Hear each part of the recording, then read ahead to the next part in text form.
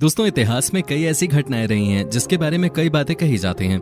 इन घटनाओं से जुड़ा सटीक सत्य कोई नहीं जानता, इसलिए इन्हें रहस्य मान लिया जाता है।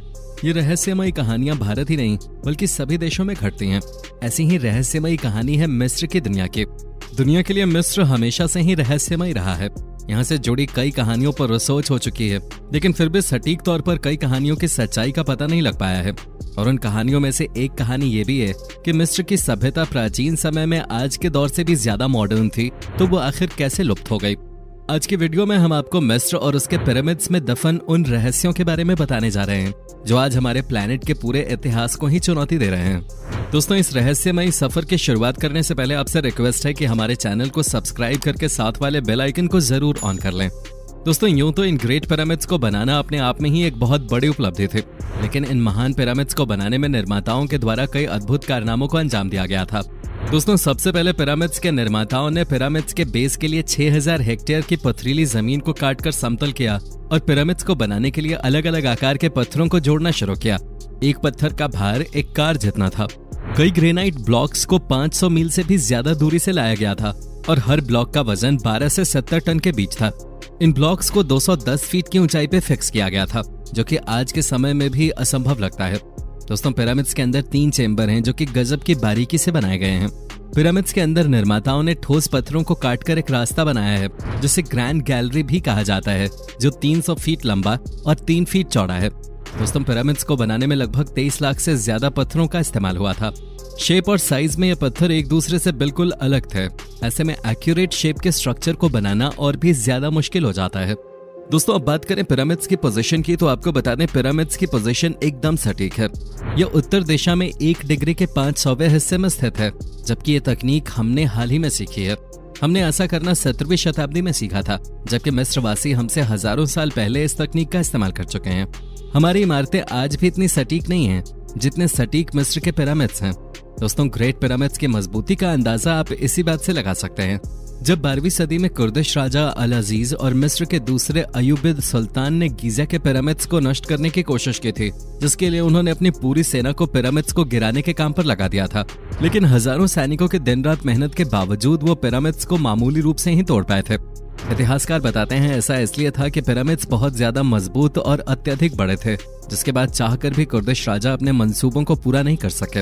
दोस्तों, भले ही वो अपने मंसूबों को पूरा नहीं कर सके, लेकिन उन्होंने पिरामिड्स को कुछ ऐसे दाग जरूर दे दिए जिन्हें आज भी पिरामिड्स पर देखा जा सकता है। दोस्तों, पिरामिड्स की वास्तव में 8 साइड्स हैं। आपको बता दें कि 4 साइड्स के मुकाबले 8 साइड्स के पिरामिड्स को बनाना और भी ज्यादा जटिल हो जाता है, लेकिन पिरामिड्स की 8 साइड्स एक स्पेशल एंगल से ही दिखाई देती हैं।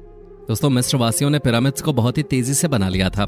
मिस्र के विशेषज्ञों का मानना है कि पिरामिड्स को बनाने में सिर्फ 23 साल ही लगे थे।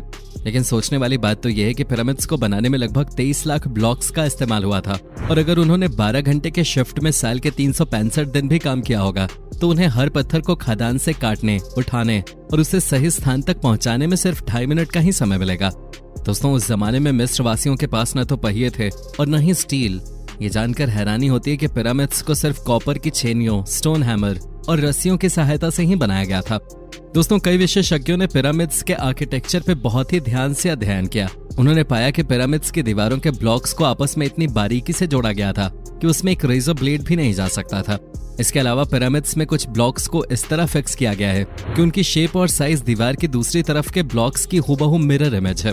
इस तरह की तकनीक के पीछे कोई न कोई वजह जरूर थे। वास्तव में अगर आपको ऐसी इमारत बनानी है जो काफी मजबूत हो, तो उसे हेट्रोजेनस शेप में बनाना होता है, और पिरामिड्स के निर्माता इस तकनीक को भली भांति जानते थे। यानी कि 4000 साल पहले मिस्रवासी जानते थे कि भूकंप प्रतिरोधी इमारत कैसे बनाई जाती है। दोस्तों, प्राचीन मिस्र की लिपि को हिरोग्लिफ्स कहा जाता है, और इस इमेज में आप जो हिरोग्लिफ्स देख रहे हैं, ये अब तक के सबसे रहस्यमयी और विवादित हिरोग्लिफ्स हैं। इन तस्वीरों को देखने के बाद आप सोच रहे होंगे कि प्राचीन मिस्र वासियों के पास कोई न कोई मॉडर्न टेक्नोलॉजी जरूर रही होगी, लेकिन ऐसा कुछ भी नहीं है। वास्तव में ये तस्वीर कोइंसिडेंस से बनी है। ये मिस्र के 2 फराओ सेती I और रामेसेस II के नाम हैं, जो आपस में मिल गए थे। जब इन्हें अलग किया गया तो ये तस्वीर सामने आ गई। मिस्र के विशेषज्ञों ने लक्जर टेम्पल में स्थित रामसेस II के स्टैच्यूज की बारीकी से जांच की, तो उन्होंने पाया कि इन स्टैच्यूज को बहुत ही अविश्वसनीय रूप से तराशा गया था। वहां पर इस तरह की 2 मूर्तियां हैं। जब इन दो मूर्तियों की पिक्चर को एक दूसरे के ऊपर रखा गया तब वैज्ञानिकों ने पाया कि ये दोनों मूर्तियां एक दूसरे की कार्बन कॉपी थी। ये मूर्तियां जियोमेट्रिकली परफेक्ट थीं। आज की आधुनिक तकनीक का इस्तेमाल करके भी ऐसी प्रतिमाएं बनाना नामुमकिन है, जबकि इन्हें 4000 साल पहले हाथों से बनाया गया था। दोस्तों, मिस्र अकेला ही ऐसा देश नहीं है जहां इस तरह की वास्तुकला देखी गई है। दुनिया में ऐसी 9 जगहें हैं जहां बिल्कुल मिस्र जैसी वास्तुकला का इस्तेमाल हुआ है। उनमें से कुछ जगहें हैं ईस्टर आइलैंड, नाज़का, कुस्को, सैक्सेबैमन, ओल्लेंटेटाम्बो और माचू पिच्चू। इन सभी जगहों पर बड़े बड़े पत्थरों की जो दीवारें मिली हैं उन्हें ठीक उसी तरह बनाया गया है जैसे मिस्र में स्थित लक्जर टेम्पल और बाकी मंदिरों की दीवारों को बनाया गया था। रिसर्चर्स का मानना है कि इजिप्ट और दुनिया की अन्य ऐतिहासिक इमारतों में कोई न कोई कनेक्शन जरूर है, जिसके बाद उन्होंने अपनी रिसर्च में पाया कि Easter Island, Nazca, Ollantaytambo, Machu Picchu, Giza, Petra, Mohenjodaro, Khajuraho, Pyay, Sukhothai और एंकोर वैट ये सभी ऐतिहासिक स्थल आश्चर्यजनक रूप से पृथ्वी पर एक सीधी रेखा में स्थित हैं, जो पृथ्वी पर एक परफेक्ट सर्कल बनाते हैं। ये सर्कल वहीं पर खत्म होता है जहां से हमने शुरू किया था, यानी कि ईस्टर आइलैंड पर। दोस्तों, आपको क्या लगता है, क्या ये सभी जगहें कोइंसिडेंस से बनी थी या इन्हें किसी खास कारण से बनाया गया था? वास्तव में प्राचीन मिस्रवासी पिरामिड्स के जरिए पृथ्वी के एक बेहद ही जटिल सेलेस्टियल स्फीयर यानी कि खगोलीय चक्र को दिखाना चाहते थे। पिरामिड्स अंतरिक्ष में मौजूद तारामंडलों की एक खास स्थिति के अनुसार बनाए गए थे। पिरामिड्स की स्थिति की बारीकी से जांच करने के बाद यह पता चला कि हर तारामंडल 72 साल में 1 डिग्री खिसक जाता है और एक तारामंडल को पृथ्वी का एक चक्कर पूरा करने में 26,000 साल लगते हैं। दरअसल पिरामिड्स के चारों कोने अंतरिक्ष में मौजूद 4 नक्षत्र को दिखाते हैं।